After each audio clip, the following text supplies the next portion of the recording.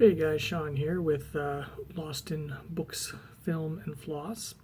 And today I want to do a Friday Reads video, so consider it Lost in Books today. Kind of like yesterday as well. So today I want to talk about the books I have read kind of up to now, because I really didn't read anything in March, so really I only have like February to cover. And then talk about kind of what I'm looking at reading going forward. And I'm going to try to make Friday Reads a little bit more common now, which kind of keep me accountable for trying to make sure I get at least some reading done, whether I finish anything or not. At least have some reading to talk about each week. So let's get into it. First, I want to tell you a little funny story.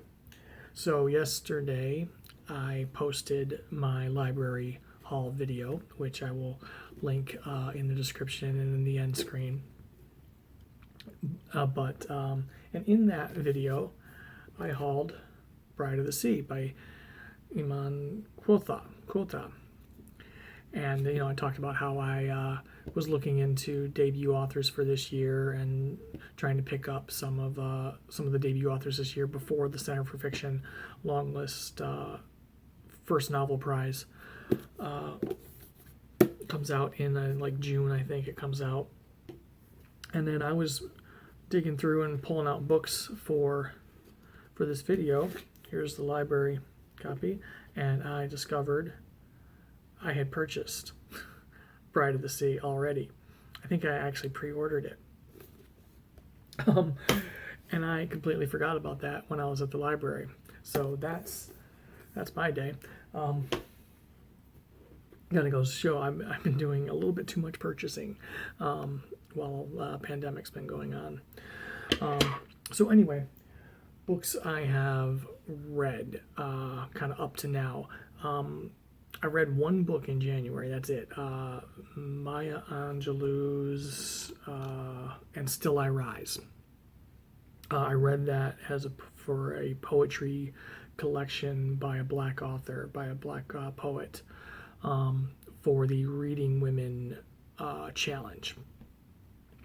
I tend to start off with, like, last couple of years they've had a poetry challenge. I've never finished the Reading Women challenge, and I'd kind of like to this year, but I'm also not going to put a ton of pressure on myself to do it. Past couple of years they've had a poetry prompt, so I've always started on January 1st with the poetry prompt, because I can usually knock out a poetry book in a day, and I did with this. I read it on January 1st. I'm going to turn the camera just a little bit so that the sunshine glares. So yeah, I read that. It was fine. The title poem was good. I'm not that into poetry. I don't get a lot of poetry, so most poetry I read, it's gonna just be fine. But it was an enjoyable read. I just a lot of poetry goes over my head. So that was it. That was all I read in January. And then February hit, and I started getting my reading mojo back. And I read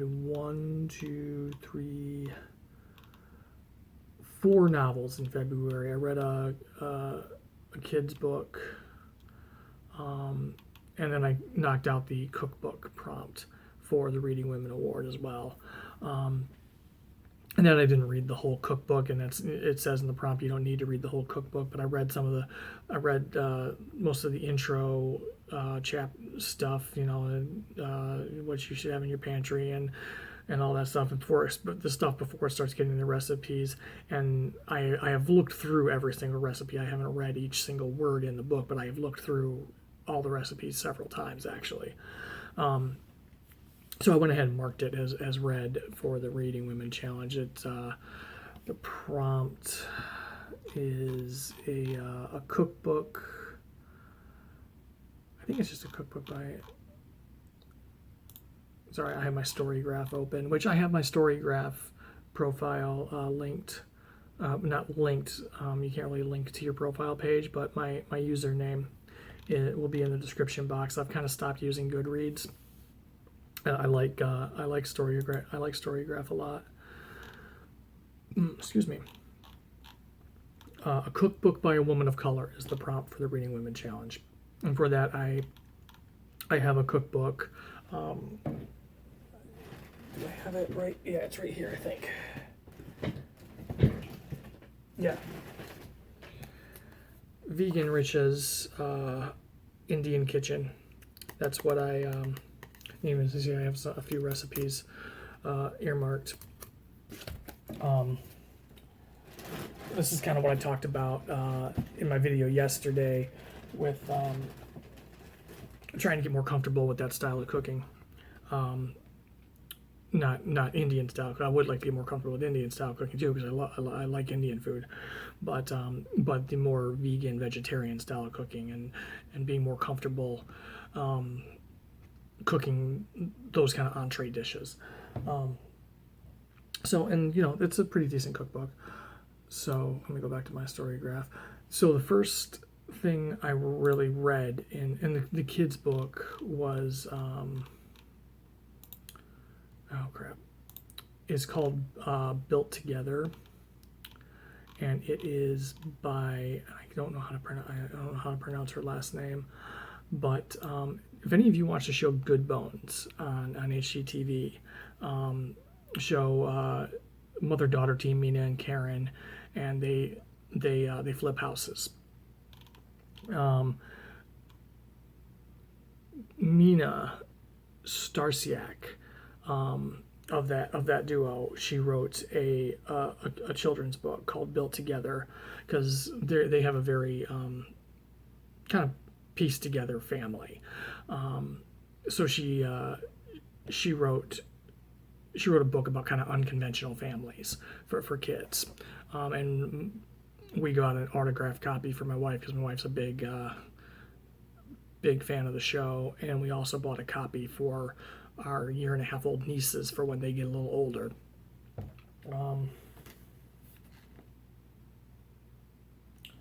So then I read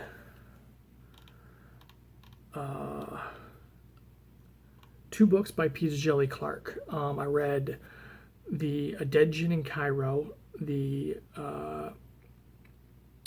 first kind of, it's about a 50-page story featuring, it's called Fatma El Shawari #1.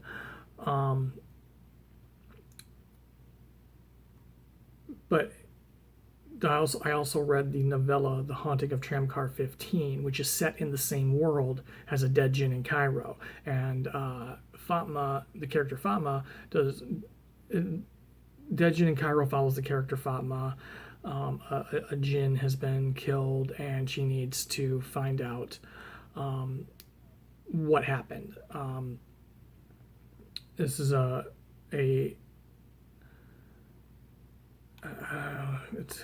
this is what happens when it's been so long since I wait too long to do stuff from when I read it. But let me just go to the thing. Okay, yeah, I was gonna say, yeah. These books are set in 1912 Egypt, but it's a 1912 Egypt where supernatural entities are known, and there's a ministry that's called the Ministry of Alchemy, and they kind of investigate things dealing with the supernatural. So A Dead Gin in Cairo follows the investigator Fatma trying to find out how this djinn turned up dead. I don't want to go too much into it because it's only a 50-page story. The Haunting of Tramcar 15 is set in the same world, but follows two other investigators, and a tramcar is believed to be haunted. And there is a spirit in the tramcar. Again, it's a novella, so I don't want to go too great into detail about it to avoid spoilers. But the two investigators have to figure out how to get the spirit out of the tramcar. because it is a vengeful spirit, and it needs to be dealt with. Both I really enjoyed. I liked Dejin and Cairo a little bit more because I really loved the character of Fatma, and I'm really happy that she is going to be the central character of A Master of Jinn, P. Djeli Clark's first novel. I think it's his first novel. I think he's been all novellas up to now. Even Ring Shout, I think, is a novella. But it's definitely the first novel set in this world, which I already have pre-ordered. I'm really excited for it. And I'm going to avoid. I'm going to try to avoid reviews of it, even because I don't want anything kind of spoiled for me, or possible negative opinions turning me off of it. I want to go into it not having heard too many opinions about it. As I know Jashana just recently released a review of it, and I haven't watched it yet. And I watched most of Jashana's videos, but I haven't watched that one yet because I want to. I'm avoiding reviews of that book.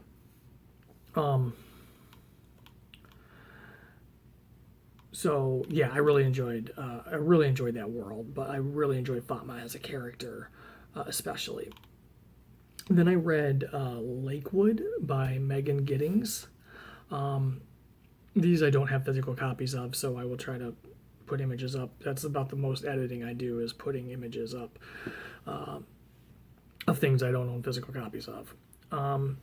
But Lakewood by Megan Giddings is a horror novel by a black female author, and I ended up using it for a Reading Women prompt, actually. Let me see. But it is about a woman who gets a letter to participate in kind of clinical trial stuff, test subject kind of stuff. She doesn't know where the letter comes from, who the letter comes from, but she needs the money, so she goes and does it, and then the things that they put the people through are increasingly more harmful to the people. But she doesn't leave because she needs the money, and she's afraid of what's going to happen, what might happen to her mother, who is ill, if she left the studies, and it becomes a job, and it's set in Michigan, so that was kind of neat. But I was really enjoying the book for the first part. It's split into two parts. The second part actually starts probably about 3/4 of the way through the book. I was loving the book for the first part, but then the second part,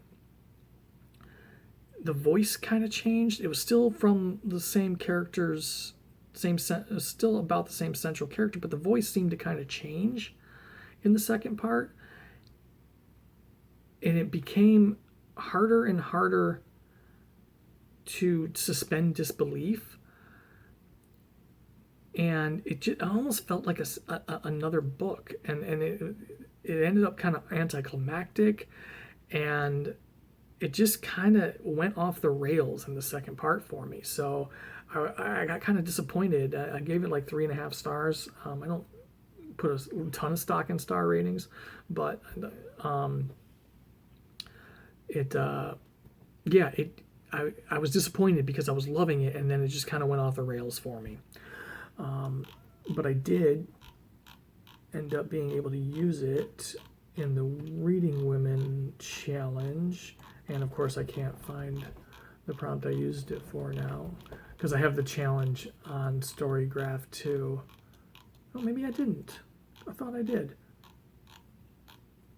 Oh, I think I used it in the Books in the Freezer challenge, which is, again, not something I'm working on fully completing.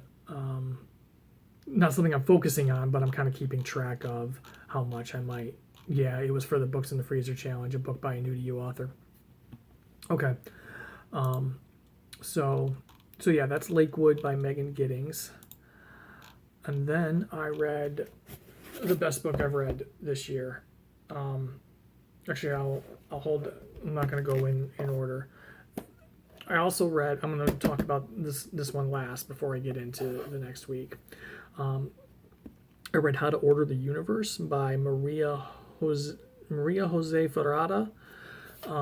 This is translated by Elizabeth Breyer. I belong to a paperback subscription through Literati Bookstore in Ann Arbor, Michigan. So every month they send me a new paperback from an indie press. And this month ended up being a hardcover because when they were looking at ordering it, it was listed as a paperback, but it ended up coming out as a hardcover. But the curator of it loved the book so much that she wanted to keep it as as part of the paperback club.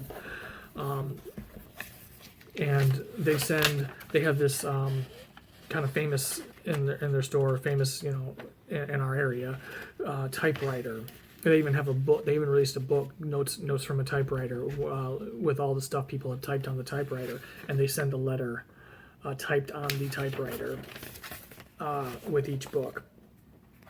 And this is about This is for 7-year-old M. The world is guided by a firm set of principles based on her father Dee's life. No full names are said in this. So it's about a young girl. It's semi-autobiographical. But her father's a traveling salesman, and she kind of ditches school a lot and goes on the road with him. And it's kind of about her adventures and what she learns on the road with him, and then when that kind of starts to fall apart and she gets older, her reflections on that. It's really good. And it really, it's a quick read too. I mean, the typeface, it doesn't fill up a lot of the page, and you guys can't see that. It doesn't fill up a lot of the page, and it's very short chapters. It was a pretty quick read. But then I read Against the Loveless World by Susan Abelhawa. I absolutely adored this book. This is about a woman, a Palestinian woman named Nar. Kind of during the time of the Iraqi invasion, and the time of Saddam Hussein. So we're talking somewhere in the 90s.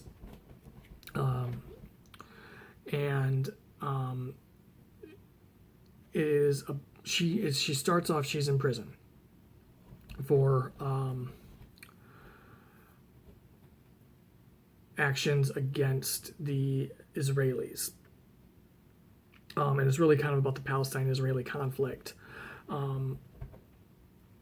and how it has affected the Palestinians, and how life has a refugee and wanting to reclaim your land, and it just absolutely, I'm going to read the description for you because I'm doing a horrible job. Beautiful, sharp-tongued Nair tells her life story from an Israeli solitary confinement cell, recounting how she went from working in beauty salons to being locked up as a political prisoner. As a girl, she dreamed of marriage and modern appliances. As a woman, she finds herself an abandoned wife and not quite 20 years old, tricked into work as an escort for powerful men at late-night parties, until the U.S. invasion of Iraq makes her family refugees again.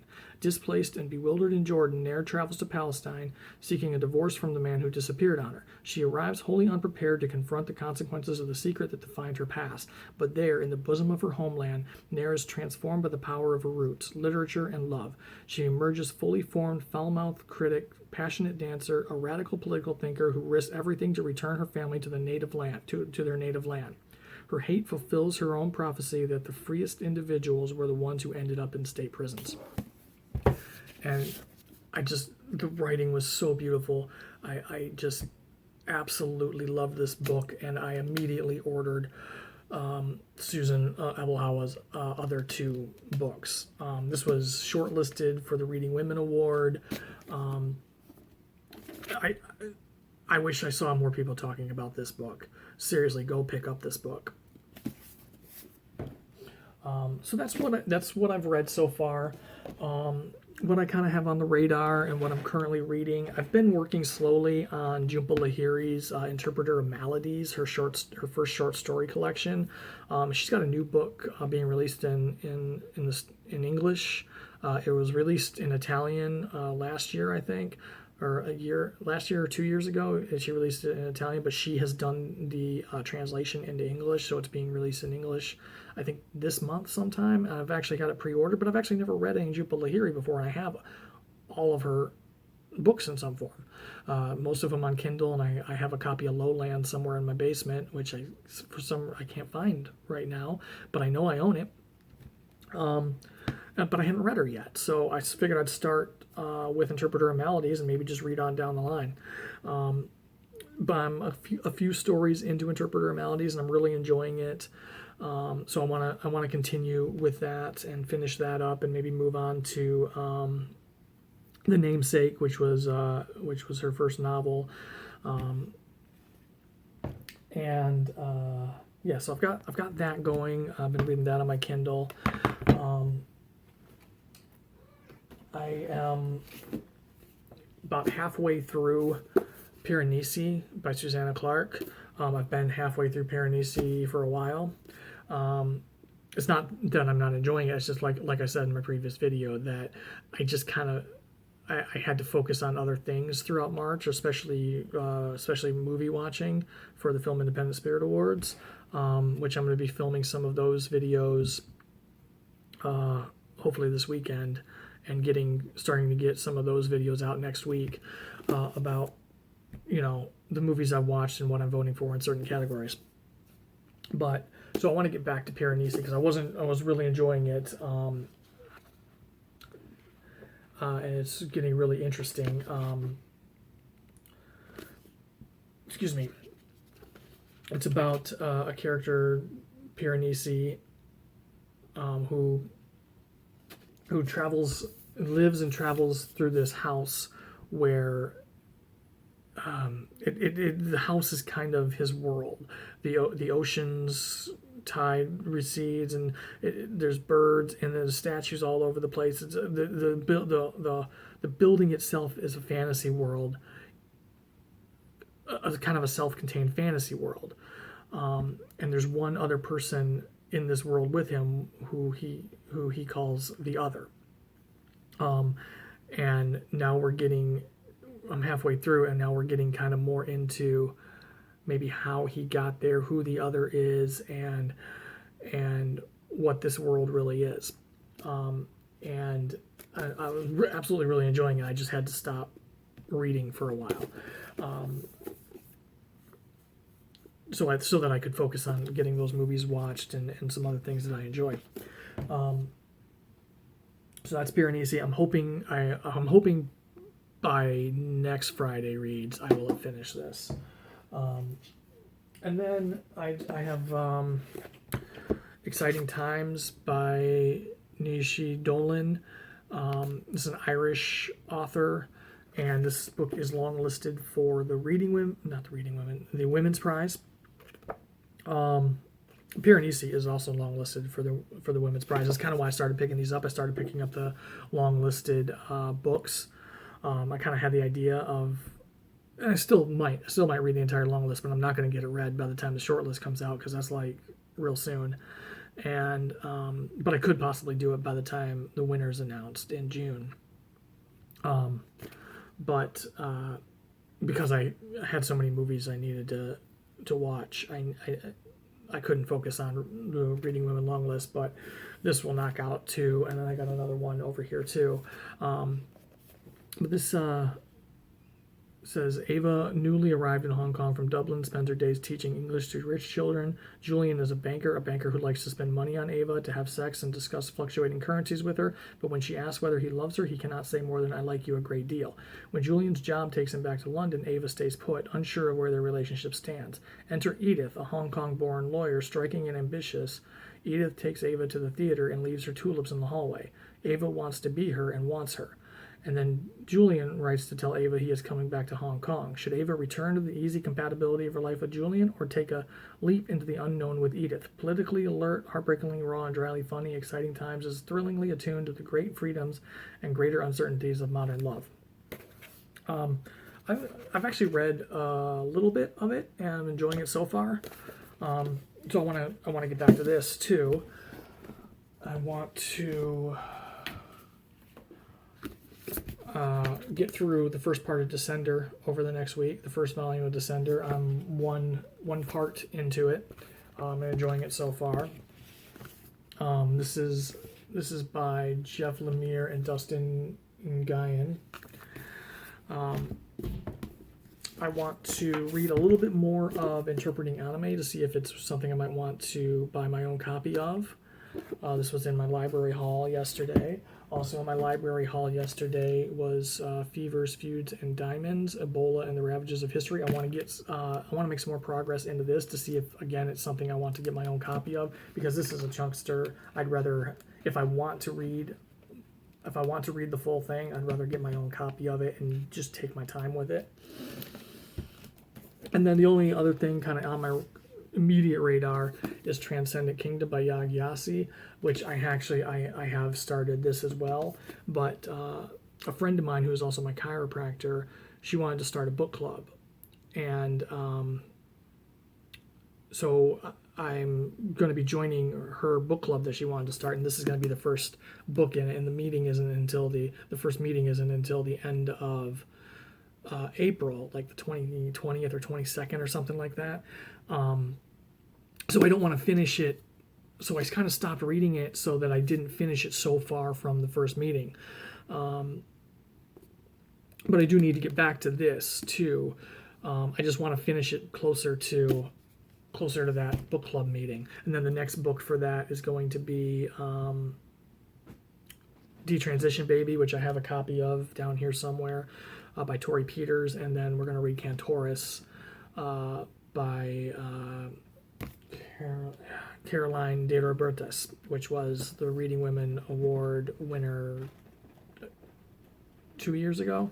So yeah, that's what I have coming up on the radar. Hopefully next week I will have at least finished Piranesi and the first volume of Descender, and be on to maybe a couple other things. And like I said, I'm going to try and make Friday reads more common. I would like to get back to more of a weekly update of reading. And so that's it. Hopefully, let me know in the comments if you've read any of these, what you've been reading, what you have coming up for the week, if any of these sound interesting to you. If you've read any of these, let me know. Let me know your thoughts. Say hi, drop an emoji.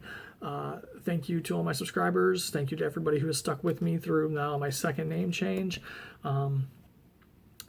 If you like this video and you want to see more from me, I'm going to be talking about books, I'm going to be talking about movies, I'm going to be talking about cross-stitch. So if any of that interests you and you want to hear about that stuff from me, hit the subscribe button. If you like this video, hit the thumbs up, and hit the bell notification to know when I post new videos, and I will see you all in the next one.